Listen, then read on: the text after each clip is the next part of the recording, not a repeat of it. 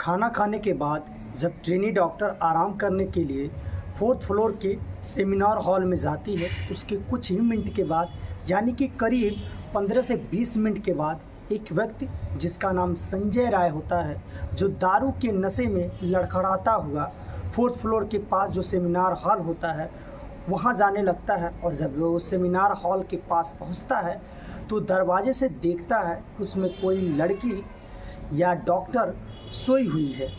दोस्तों, उसके बाद वो क्या करता है, उस सेमिनार हॉल में चला जाता है और नींद में सोई हुई थी जो ट्रेनी डॉक्टर थी, उसके साथ वो ज़बरदस्ती करने की कोशिश करने लगता है। कोशिश करने के बाद जब वो ज़बरदस्ती कर रहा था तो जो ट्रेनी डॉक्टर होती है वो उसको इस चीज़ का विरोध करने लगती है, उससे लड़ने लगती है।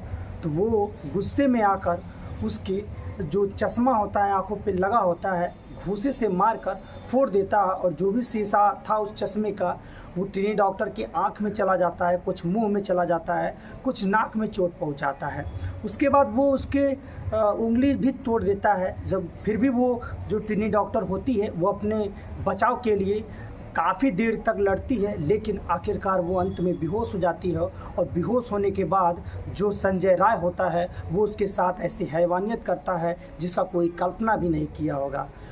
उसके साथ जो दोस्तों लगातार रेप करता है, रेप करने के बाद फिर से वो मारता है, पीटता है, उसके सर पे भी चोट पहुंचाता है, उसकी जो टांग होती है वहाँ पे भी चोट पहुंचाता है। और बताया जाता है कि उसे जो है गंदी फिल्म या पॉर्न देखने की आदत थी, जिसके वजह से वो उसी तरह उसके साथ पेश आता है, उसके प्राइवेट पार्ट के साथ ना जाने किस तरीके से जो है उसके साथ बर्ताव करता है। ट्रेनी डॉक्टर के प्राइवेट पार्ट से काफ़ी ज़्यादा ब्लड आते हैं। दोस्तों, अब यह सब सुनने के बाद ऐसा लग रहा है कि एक इंसान जो एक लड़की को इस तरह का चोट पहुंचा सकता है, नहीं ना?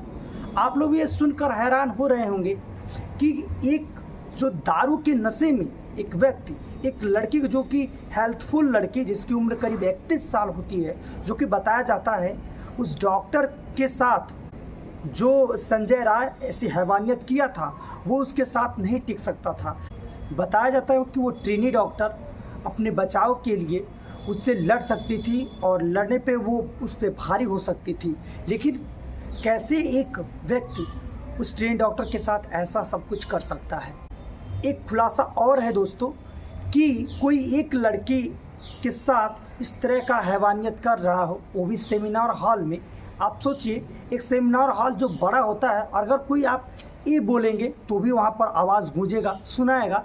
तो एक बात बताइए, जो भी वहाँ पर कर्मचारी के आसपास नहीं आते जाते थे, आते जाते थे, लेकिन किसी को कोई कानो कान खबर नहीं हुआ। और ये जो घटना है, ना तो 10 मिनट ना तो 5 मिनट, करीब 40 मिनट तक ये घटना चला है। जो उस 40 मिनट के अंदर, यानी कि कुल मान के चलो आप 1 घंटे के अंदर, कोई इंसान, कोई डॉक्टर्स, ना उस हॉस्पिटल के कोई स्टाफ इस बात का खबर भी नहीं हुआ। बस सोचने वाली बात है। अब दोस्तों, इससे यह लगता है इसमें सिर्फ संजय राय ही नहीं बल्कि और सारे लोग हैं। अब वो सारे कौन लोग हैं दोस्तों, इसका पता लगाने के लिए सीबीआई पूरी जांच कर रही है और जल्द से जल्द मुझे लगता है इसका रिजल्ट भी आने वाला है। और एक खुलासा दोस्तों हुआ है कि जो उस हॉस्पिटल का मालिक था वो भी इस केस में अंजाम दिया है, लेकिन भी पूरी तरीके से उसके खिलाफ जानकारी नहीं मिला है। लेकिन हाँ दोस्तों, जिस तरह उससे सवाल पूछे जा रहे हैं, जिस तरह उससे जवाब लिया जा रहा है, वो कहीं ना कहीं उस जवाब देने में कुछ अलग ही जवाब दे रहा है, गुमराह कर रहा है। जो भी वहाँ पर उससे पूछताछ पुलिस कर रही, प्रशासन कर रही है, उससे जो है कुछ अलग ही जवाब दे रहा है, ना कि एग्जैक्ट जो है जवाब दे रहा है। और एक बात और है, जब उस लड़की के साथ ऐसी हैवानियत हुआ तो क्यों वो चुप था, क्यों उनके माता पिता को यह सूचना भिजवाया कि आपकी बेटी को मतलब बुखार हुआ है या तबीयत ख़राब हुआ है, उसके बाद वो सूचना भिजवाया कि आपकी बेटी खुदकुशी की है। अब आप लोग सोचिए दोस्तों, क्यों ऐसा करा हो? आखिरकार कौन सी वो राज वो लड़की जानती थी और कौन सा उन लोग की जो डॉक्टर की राज थी वो सबको पता था, जिसकी वजह से उसको इस तरह का घटना किया गया। और घटना किया भी गया दोस्तों, जिसको सुनने के बाद हर किसी इंसान का रूह काँप उठा। हर किसी को इस घटना को देखकर अपने आप की दिल को दहलाना पड़ गया।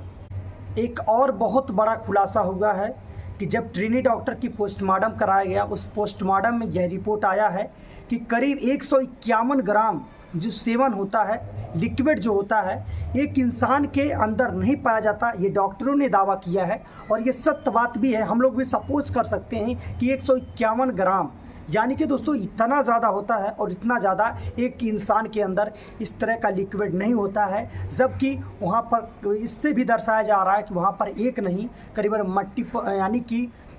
मल्टीपल बार यानी कि कई बार उस लड़की के साथ रेप हुआ है। और रेप में एक व्यक्ति नहीं बल्कि अन्य व्यक्ति यानी कि कहा जाए 4 से 5 लोग उसके साथ रेप किए हैं और लगातार उसके साथ रेप हुआ है।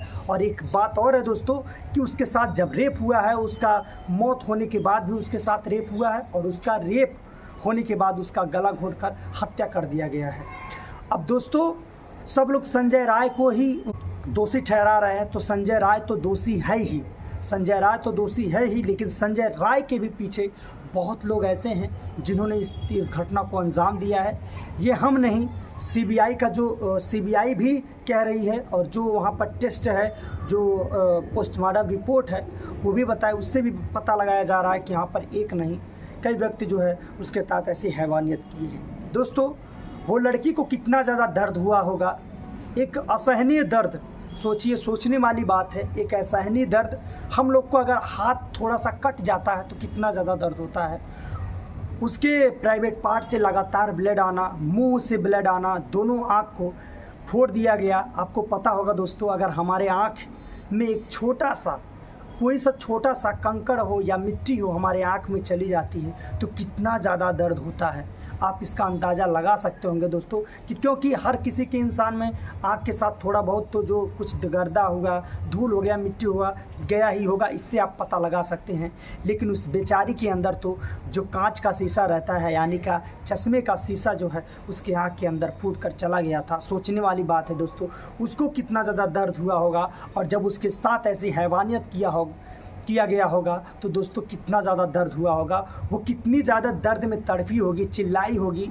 लेकिन वहाँ के जितने भी स्टाफ थे इस बात को नहीं सुने। वो सुबह करीब 8:30 बजे यह घटना का पता चला। दोस्तों सुनने वाली ये जो समझने वाली बात है दोस्तों, कितना ज़्यादा असहनीय बात है दोस्तों। हम लोग जो है इस बात को जैसे ही सुनते हैं ना, वाकई में कह रहा हूँ, शरीर जो है कांपने लगता है, जो रूह है वो कांप उठता है कि हमारे देश में ऐसे ऐसे दरिंदे हैं जो राक्षस से बड़े होते हैं, ऐसे दरिंदे हैं। थू है ऐसे लोगों पे। दोस्तों मैं सरकार से एक अपील करना चाहता हूँ, प्लीज़ आप उस इंसान को बीच चौराहे पर खड़ा करके उसके प्राइवेट पार्ट को काट कर, और उसके एक हाथ को काट कर, पाँव को काट कर, दोनों आँख को फोड़ कर और दांतों को तोड़ कर उसको ऐसे ही छोड़ दीजिए। वो तड़प तड़प के मर जाए, तब जाकर इस जितने भी देशवासी हैं हमारे, जो भी इस घटना के खिलाफ, उन लोग को सुकून मिलेगा दोस्तों। वैसे तो पूरा देश हमारा खिलाफ है, तब जाकर सुकून मिलेगा। क्योंकि दोस्तों जब तक इन लोग के अंदर डर नहीं होगा तब तक जो है हमारे देश में इस तरह के वारदात, इस तरह की घटना होते रहेंगे। दोस्तों हर कोई का दिल दहल गया यह घटना सुनकर, मेरा ही नहीं बल्कि और लोगों का दिल दहल गया दोस्तों। तो यही कहना चाहते हैं दोस्तों। बाकी बने रहिए हमारे YouTube चैनल पर। अगर आप लोग नए हैं तो चैनल को ज़रूर सब्सक्राइब कीजिए, वीडियो को लाइक कीजिए, और दोस्तों इस बेचारी को न्याय दिलवाने के लिए आप लोग वीडियो को शेयर कीजिए। वीडियो को उन लोगों तक पहुंचाइए जो लोग उस इंसान को सज़ा दे सकते हैं। उम्मीद करते हैं दोस्तों आज का जो मैंने सूचना बताया होगा आप लोग को अच्छा लगा होगा। मिलते हैं किसी नेक्स्ट वीडियो में, तब तक के लिए धन्यवाद। जय हिंद, वंदे मातरम।